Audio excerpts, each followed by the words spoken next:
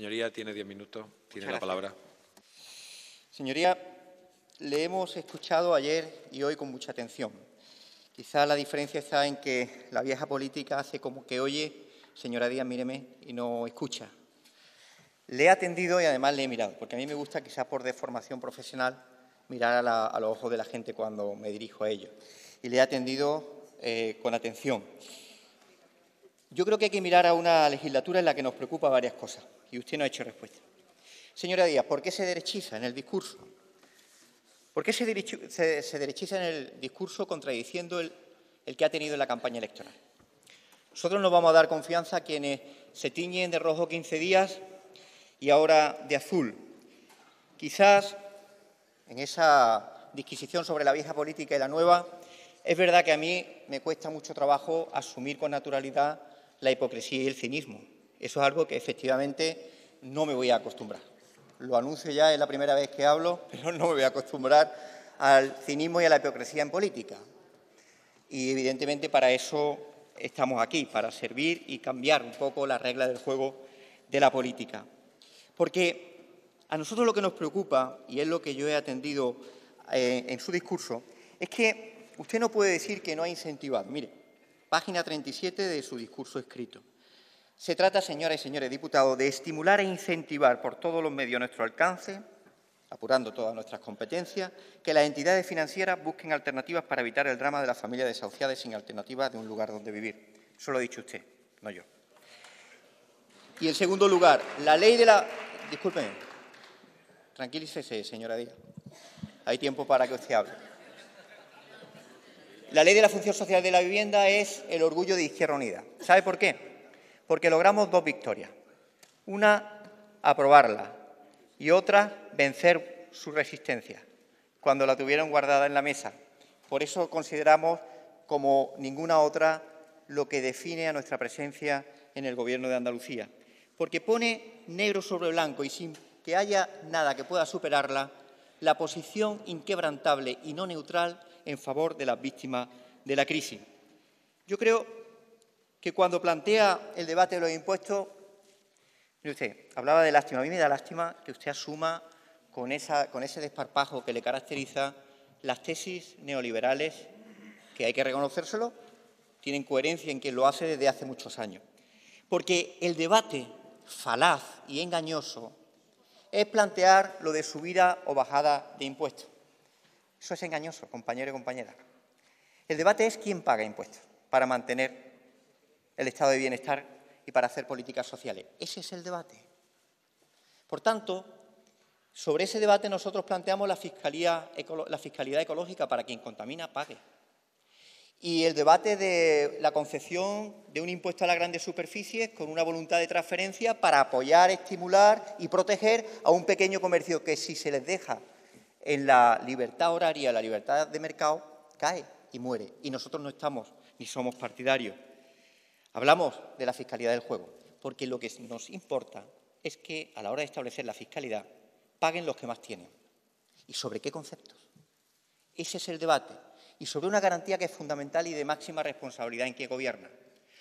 Si hay bajada de ingresos, explíqueme, que no me ha explicado, cuál es el impacto de las medidas fiscales que ha hecho. No me las ha explicado. Dígamelas y, a continuación, dígame que esa detracción o bajada de ingresos, ¿cómo va a permitir algunas de las propuestas sociales que suenan bien, pero que tenemos que ver con concreción? ¿Cómo se va a financiar la renta básica si usted asume ya una reducción de ingresos? Hable y yo hablo del futuro, de la perspectiva. A nosotros, mire usted, en el Parlamento no nos va a situar de manera incómoda el debate político de lo concreto, pero de lo concreto. Y de lo concreto significa no un titular sobre una ley. Una ley integral de agricultura, por el mero hecho de que se llame así, no significa que sea la ley que estimamos necesite el campo andaluz o el sector agrario, que sigue siendo el sector más importante de la economía andaluza. Tendremos que vernos en el texto, en lo concreto y en la orientación que se quiere abordar en política agraria. Ahí nos centraremos en el debate del Parlamento, pero no en el discurso vacío, absolutamente vacío, de palabras que carecen de su correlato en los hechos. La hemos escuchado, le decía, y hablamos de que nos preocupa que desempolve recetas neoliberales que se han demostrado no solo erróneas, que han sido las causantes de la crisis de estos años. Y a la hora de afrontar el derecho al trabajo, de lo que estamos hablando es algo muy importante, señora Díaz. Estamos hablando de que, al asumir el derecho al trabajo, queremos abordar creación de empleo no neutral. No asumimos el discurso de la creación de empleo sin matices, en el que se considera que la sustitución de una persona que se jubila en una empresa por 3, troceando el horario y el salario, se consideren 3 empleos. Es falso. No se ha creado empleo porque si contabilizamos las horas completas, no hay más horas de empleo. Y esa es la clave de la creación de empleo. Se está desguazando y fragmentando, y ese no es nuestro modelo productivo ni económico, ni nuestra salida social de la crisis. Ni es el empleo asumir críticamente las conclusiones de la EPA, de la encuesta de población activa, que contabiliza un activo una persona que ha trabajado 1 hora en una semana. Eso no es creación de empleo. Por tanto, cuando hablemos de empleo, concretemos de qué hablamos. Y seamos ejemplos en la administración pública de empleo de calidad. Por eso defendemos la educación pública. Por eso defendemos el pacto de educación pública siempre que signifique la ampliación de las redes escolares de centros de titularidad pública, que son las que garantizan la igualdad de derechos e igualdad de oportunidades. Ahí nos encontrará. Pero no empecemos con la confusión del sistema público andaluz como la suma de los centros sostenidos con fondos públicos, porque no estamos hablando de lo mismo. Es verdad que es usted un poco previsible, pero bueno, eso facilita el debate. Mire usted, yo quiero tener respuesta, y este grupo, con toda la humildad del mundo, de por qué ha hecho usted el pacto con el IBEX 35. ¿Por qué lo ha hecho y por qué desmerece y no le da el protagonismo suficiente y correspondiente al tejido productivo que crea empleo en Andalucía? Dígame, por favor, y responda, que es de lo que hablo, de su atención o respuesta al discurso, qué impacto tiene y qué detracción de ingresos las medidas fiscales y cómo y de dónde va a detraer esas políticas que va a eliminar de un presupuesto ya flaqueado.